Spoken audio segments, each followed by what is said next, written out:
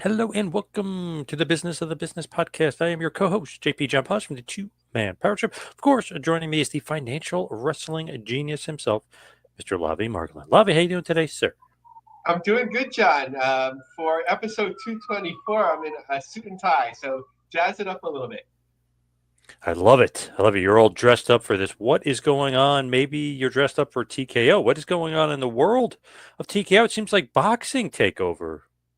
Yeah, they're taking over. So it's an interesting deal. I know that there's a lot of details coming out, but with Turkey Al Sheikh, who of course represents the government of Saudi Arabia, together with TKO, they announced a multi-year partnership to establish a new boxing promotion that will provide a premier platform for both leading boxers and prospects in the sport. So, okay, new promotion, a lot of money behind it. There's a lot of money behind a number of boxing promotions, despite their challenges. But the concept is, despite potential, Ali Act, although I'm not an expert on that, there is an attempt to sort of create their own belts, which I think is contrary to what's expected, and basically make a boxing UFC.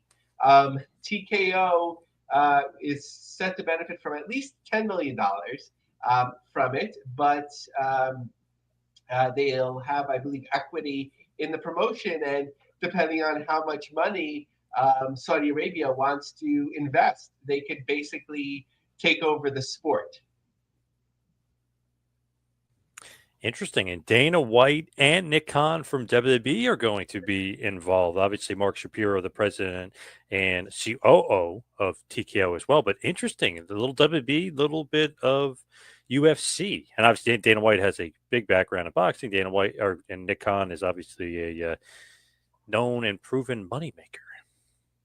Yeah, I think, like, of course they'll all like be working together and so on. And we may not see the impact directly on WWE right away, but look, they already started teaming up their different properties from, of course, WWE and UFC. There's been some weekends they've sold to different municipalities. Now, the bull riding is part of them. They came over from Endeavor.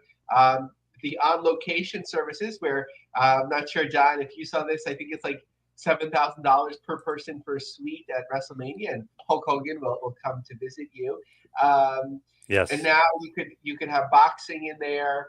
I don't think been as bold to try to sneak slap fighting in, where you have to you have to buy that too. But apparently, it has helped with the regulation of slap fighting in different states, maybe in California and so on. So what we're seeing, I guess, on wrestling is just like a conglomerate so much bigger than wrestling. Of course, wrestling has been part of big conglomerates before, most notably, Time Warner. But basically, all of the pieces, many of the pieces of TKO are sports or quasi sports related. So it'll be interesting to see how they continue to meld together.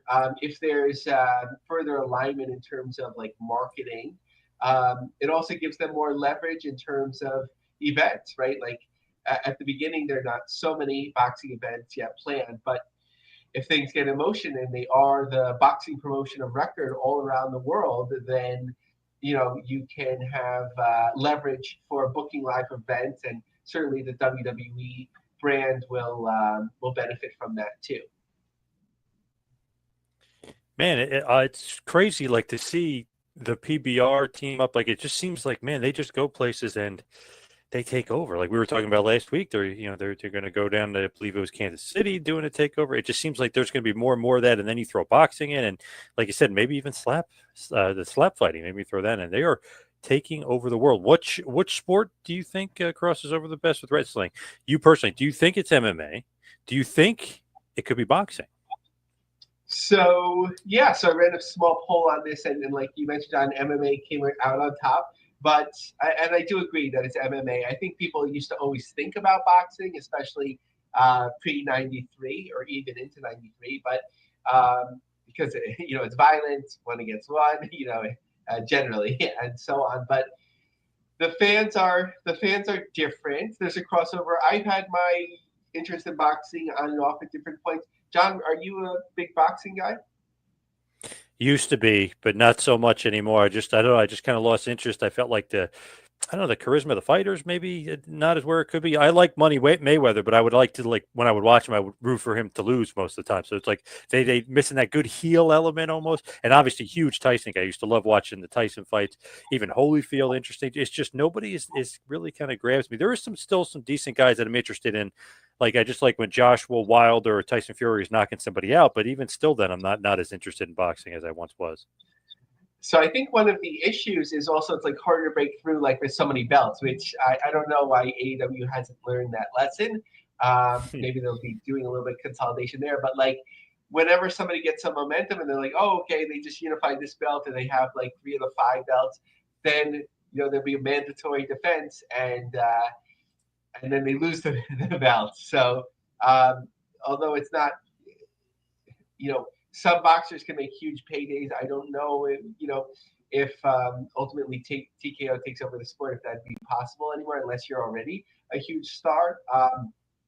But it would sort of categorize it in a sense that like a sport that has some sense to it, I guess, however you criticize the UFC these days, but like meaning that, you have a champion, you have a linear progression. If they beat this person, they beat that person, then they get a shot at the title. And you could sort of like rattle off the champions. And certainly, with them acquiring the ring, that gives them sort of quasi legitimacy. So love to see how this continues to cross over into the pro wrestling business, and also like WWE's fate is really TKO's fate, meaning that with the boxing, it's not a huge risk for them. It's actually all positive because they're getting paid to do this by Saudi Arabia, so it's not fully baked in. But just as a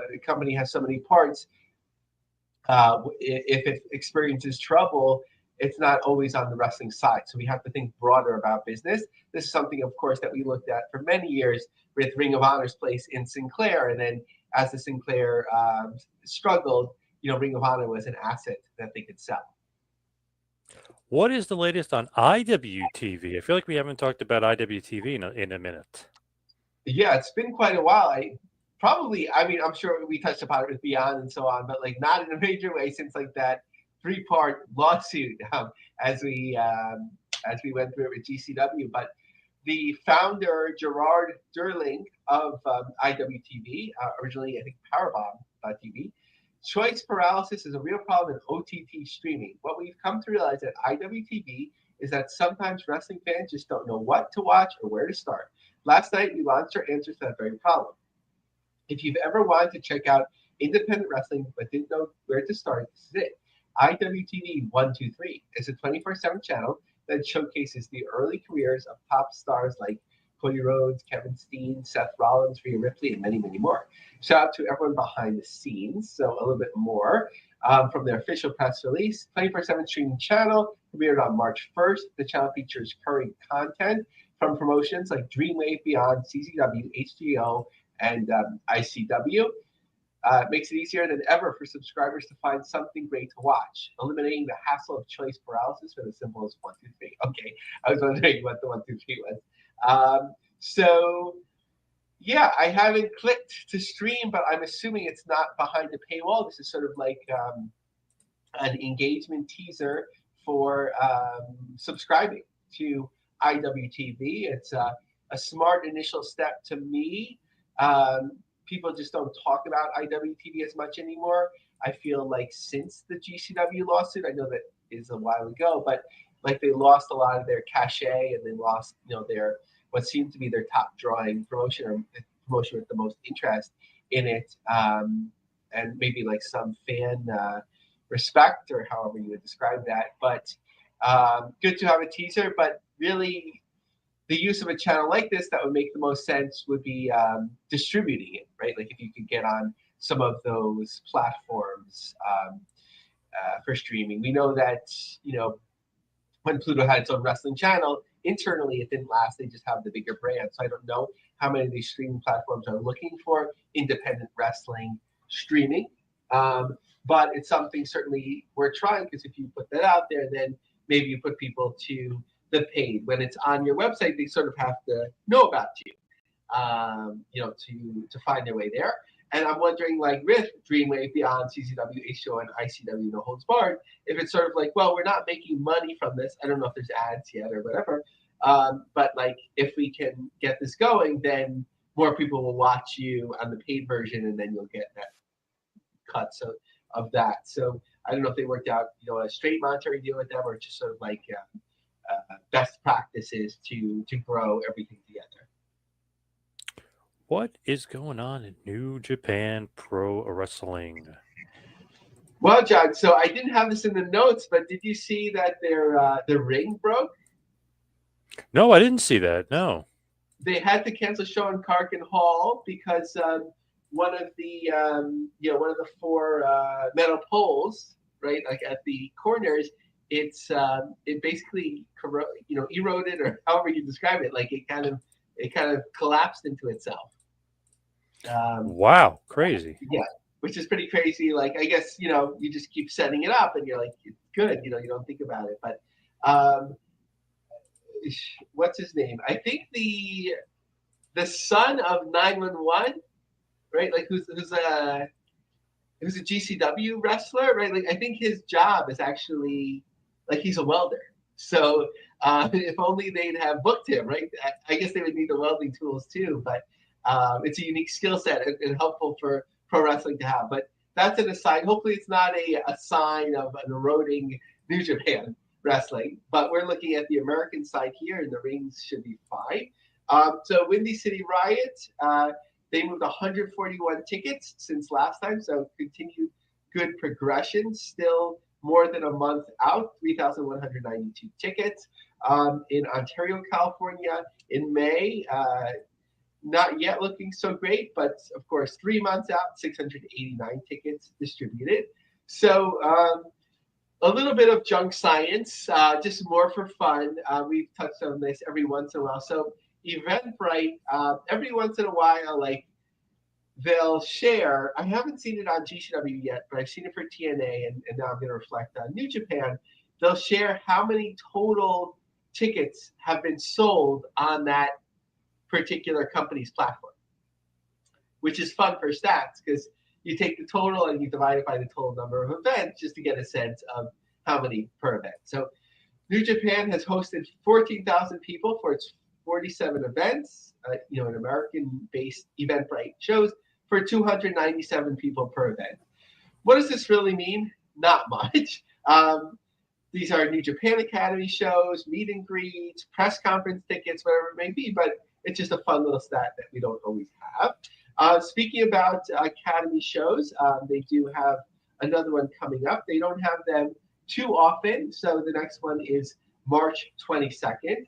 And an interesting note that I found in like a little financial write-up, Bushi Road, known for its involvement in the entertainment sector, has decided to offer special shareholder benefits.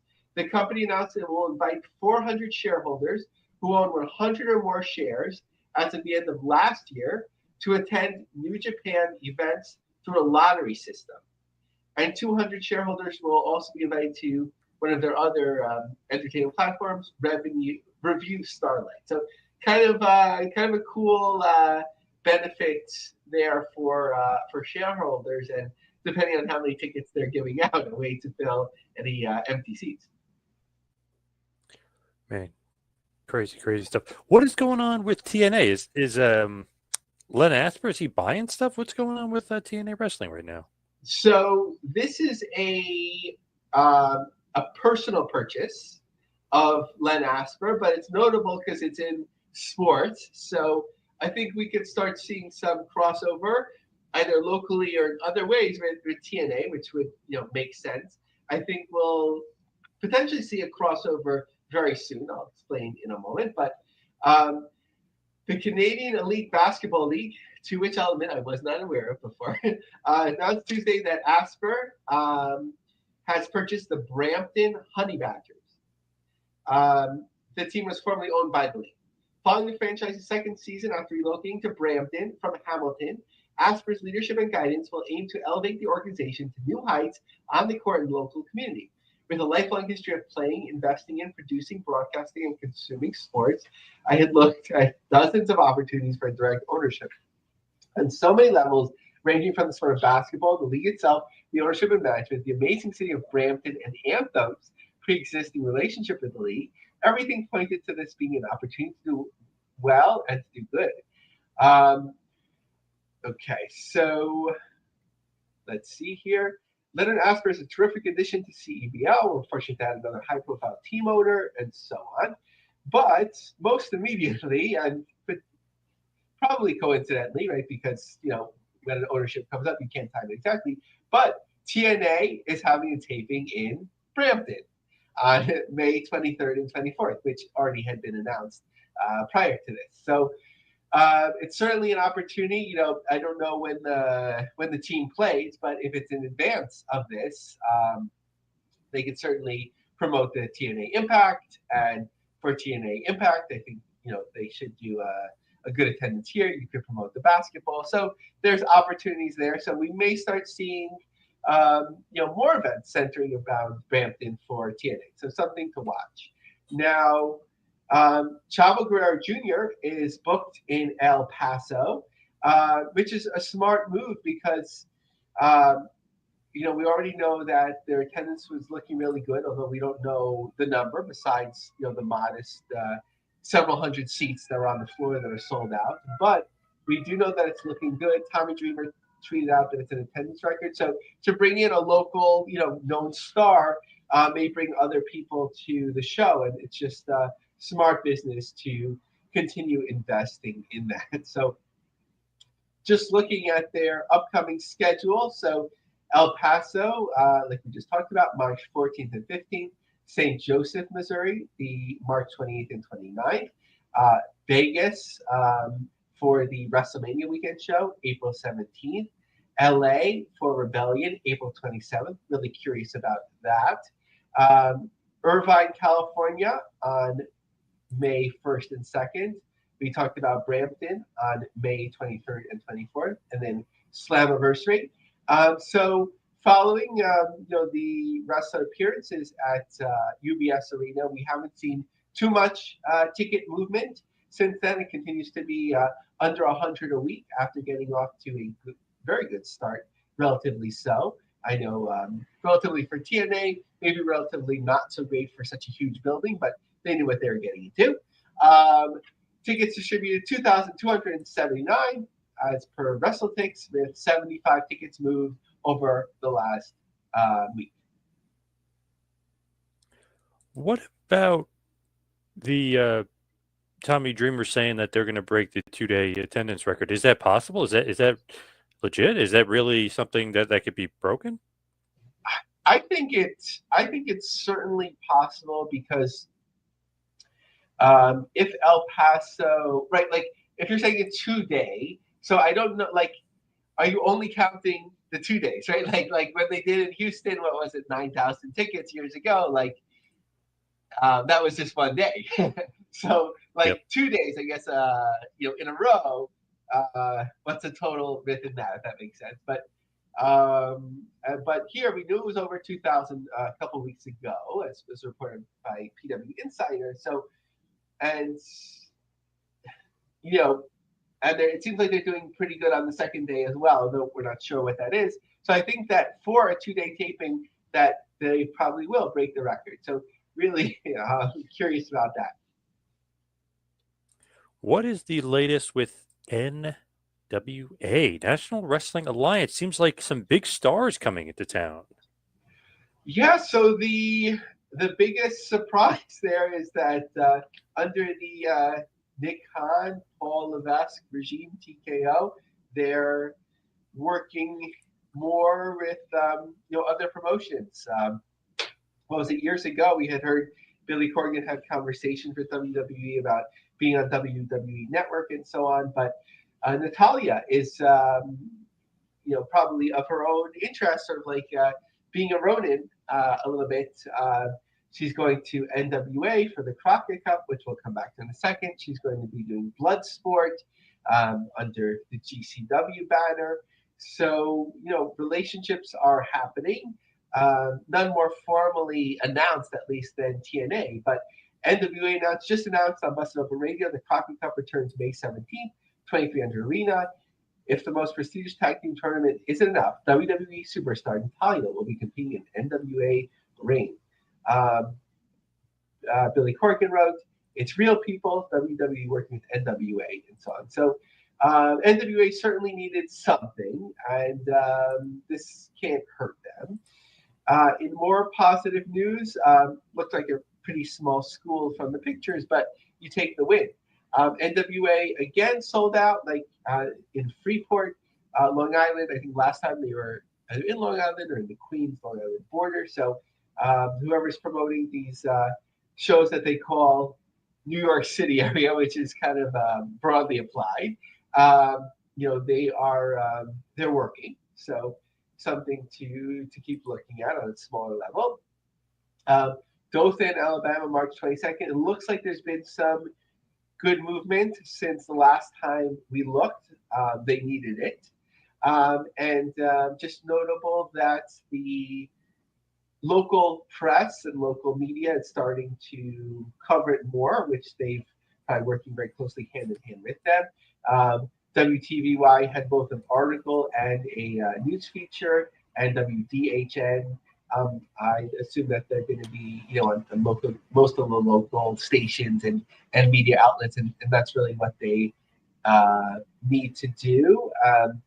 Brian Idol, I think, is handling a lot of that, as we have seen Morton, move on from a behind the scenes capacity, although assuming that he'll still be involved, in the ring, but seeing more of his relationship and his father's, of course, Ricky Morton, grow with Juggalo Wrestling.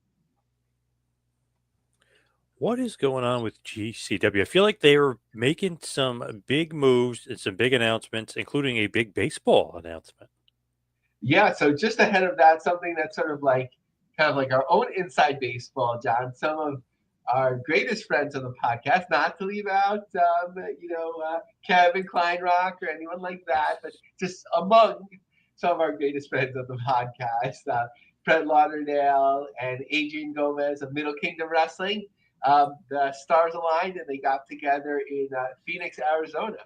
So I was joking on X that, it was kind of like a business of the business convention, but curious to see, what may come out of that. One can sort of imagine and dream of the possibilities, but certainly I don't know anything following that, more than that, but curious what could come out of that. But yeah, no, this baseball stadium on Coney Island.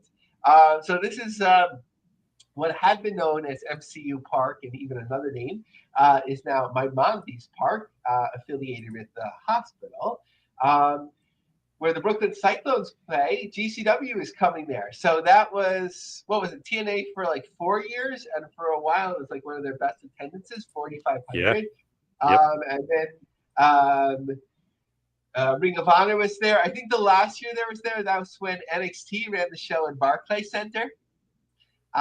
So that kind of, suppressed things a lot.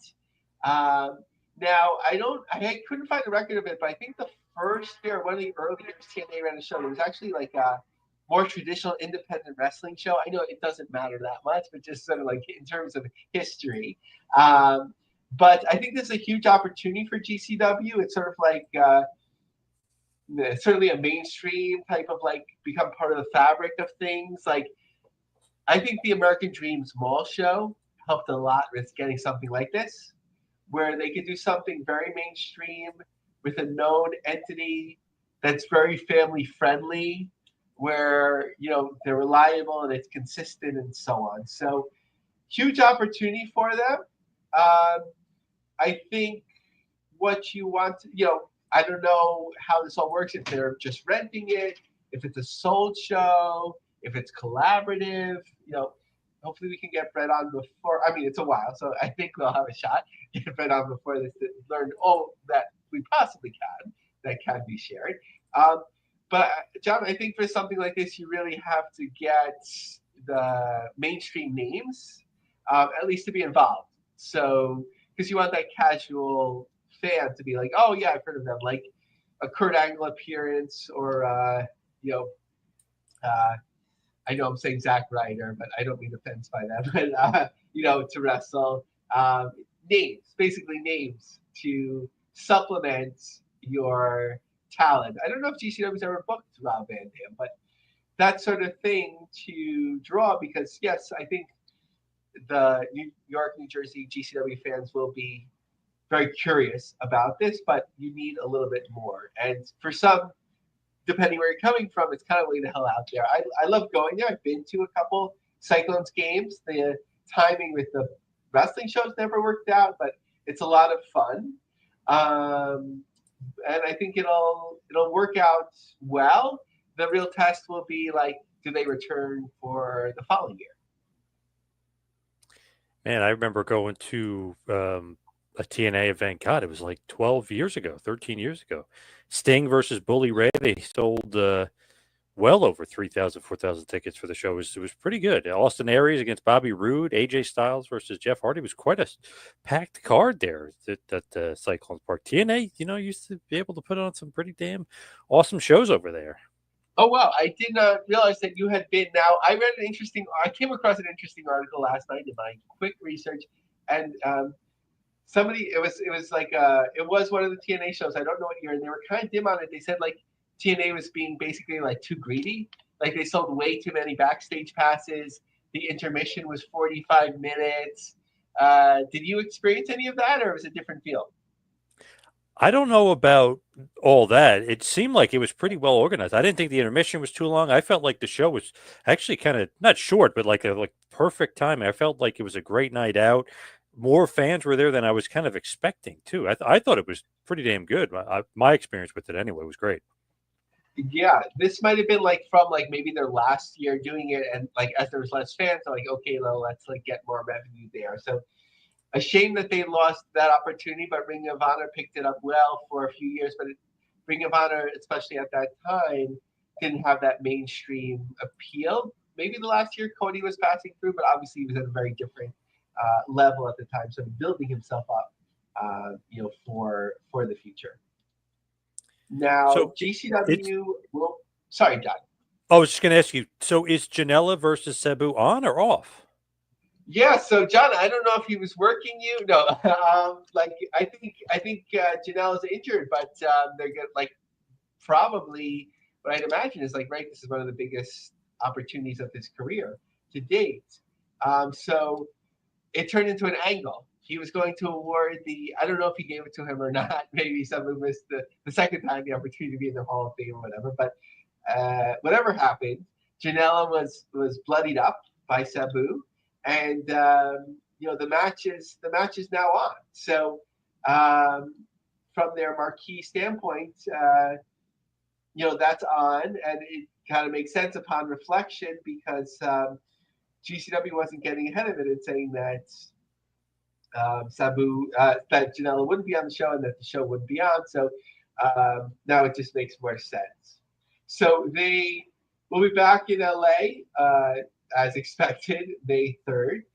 Just looking at Atlantic City, which is the next show most closest to us at the moment. That Atlantic City still struggling. About 10 days out, or less than a week, 8-9 days out, excuse me, as we reported. More 10 or more tickets in the second row, 10 or more tickets in the third row, and I assume beyond as well. So I'm not sure. Like Atlantic City used to be pretty automatic for a while, especially when it was in the more beautiful room. Now that they're in the old parking garage, they did well a couple of times there when the market was hotter, but I'm not sure. They know what makes sense to them. But what else is coming up in advance of WrestleMania weekend?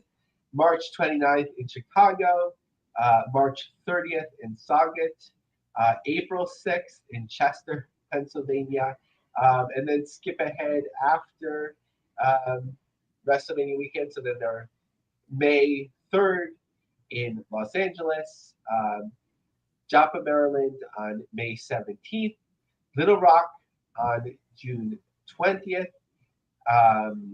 Dallas on July 11th, London Bloodsport in September, and Anchorage October 4th.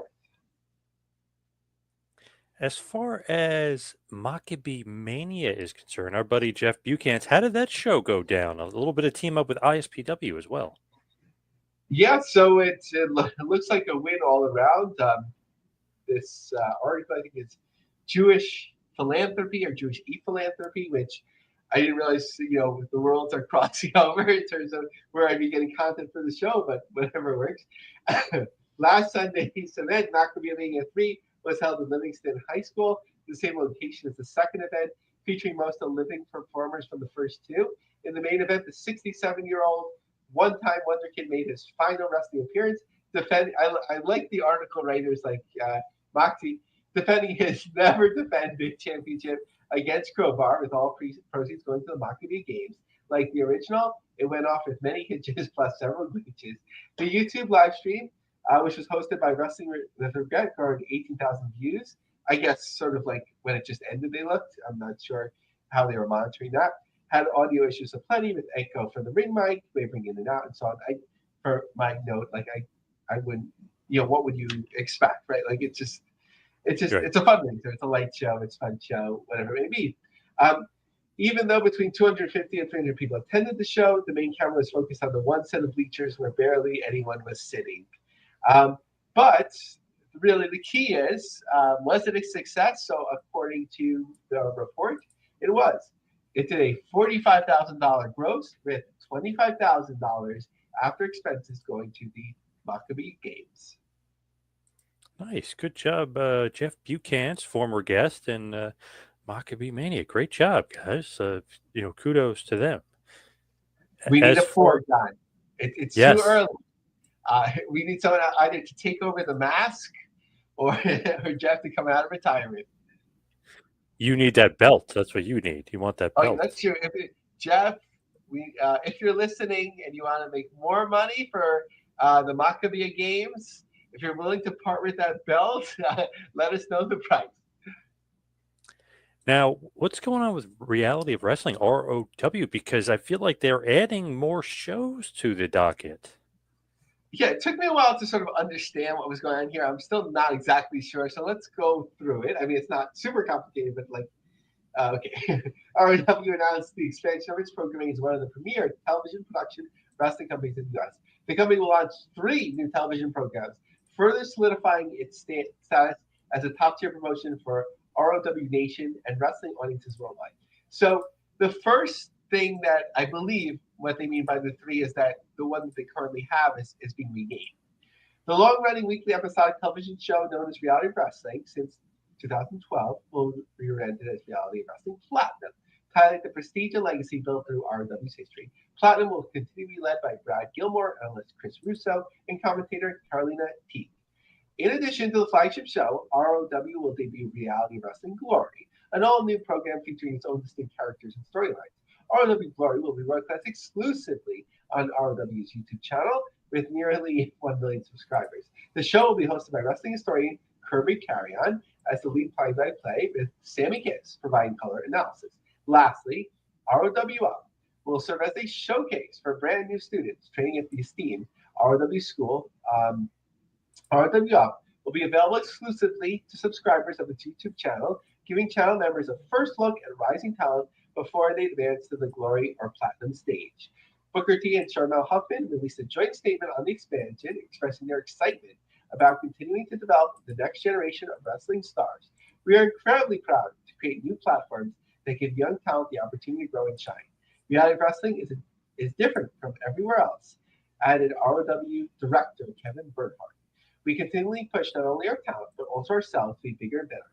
Launching these 3 shows will allow us to do just that. Okay, so first of all, with ROW Platinum Nation, ROW Platinum, that's the premiere show. it's a little hard to find where it's on television these days. For like every once in a while, there's press releases and announcements, and I try to go digging as much as I can.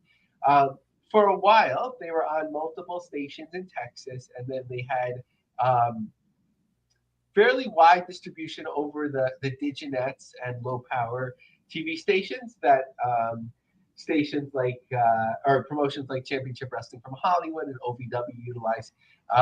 For a while, it was sort of like a little bit neck and neck who had more exposure between those three promotions. It's just unclear, and they don't promote it for where that airs. Now, in terms of the others, they do have very wide YouTube subscribership, which we've noted a couple times in looking at like wrestling promotions YouTube subscribers, which maybe we should come back to again someday. And you know, they have the talent passing through there, they have the production equipment, whatever it may be. So why not create more content? I think at the end of the day, it's just more exposure for trainees to get them out there, which is good. And you know, the bottom line, I'd assume, isn't typically from the Walker Texas Lawyer sponsorship or how many tickets they sell at the Walker Texas Lawyer Arena, but how many people sign up for training, which is the basis, and smartly so, for a number of wrestling promotions. So it doesn't cost them too much more to produce more shows and content and get it out there. So just seems to make sense. Just a little bit hard in terms of their national brands to follow exactly what they're doing, but their national profile is really a small part of their bottom line. Now, the most important story of the day, Linda McMahon and Lavie Margolin. Talk to us about Linda. Be there, be there, be there. March 11th at the City College of New York from 3:30 to 4:45. Understanding Linda McMahon, Secretary of Education in an Age of Trump Mania. This includes best-selling wrestling author Brian R. Solomon, as well as Mark Erlewine and Gary Rifkin. I will be moderating the panel. And breaking news, John, as we record this, Linda McMahon is already laying down the hammer. She has canceled $400 million in federal grants to Columbia University. She warned them on Monday, as we're recording this, that if they didn't curb the anti-Semitic actions that are happening on their campus, they would lose out on these monies. And by Friday, she had canceled the money. So she means business. Damn, I love it. Is there any possible chance that Linda will show up to Understanding Linda McMahon? Is that a possibility? That seemed to be a bit of the confusion as I was developing the program. When we brainstormed, we were like, let's make it clear that it's not Linda McMahon that will be there, that we're just talking about her. So I'd be very surprised. Now, I have like a deep trivia note, which I don't know the answer for, John. I'm just curious if you know. When Linda McMahon would come out like at surprises on WWE TV, especially towards the Attitude Era, did she have entrance music? Yeah, she did, didn't she? Didn't she have the old like WrestleMania theme that she would come out to? Like the not as good one, but the little bit of the fast paced one. I'm pretty sure. That makes Yeah. sense. I'm kind of getting what you're saying as you're saying it, so that makes a lot of sense. A little bit lower key, which matches her style. The unfortunate thing that always comes up if you check for like a GIF or GIF, whatever you call it, on like X or Facebook is like her looking stoic in a wheelchair. So let's wrap this bad boy up, Lavie. Let's hit the plugs. Follow me on Twitter and Instagram at 2Man Power Trip. What about you, Lav? Yeah, so since it's so relevant, Trump Mania, you can get the original or the 2020 election special. Since there's a lot of items on Amazon, if you type in Trump Mania, do Trump Mania, Lavie Margolin, that should be helpful. Let me know if you buy it and write a review. Please follow us on Share, the podcast. I think we're like at 9 on Apple. If you're listening and you have Apple for your podcast, it'd be nice. If you can just add a quick review, because 10 is a nice number to get to. Love it. Love that. I'd like to thank everybody out there for listening. See you right back here next week for a little business of the business.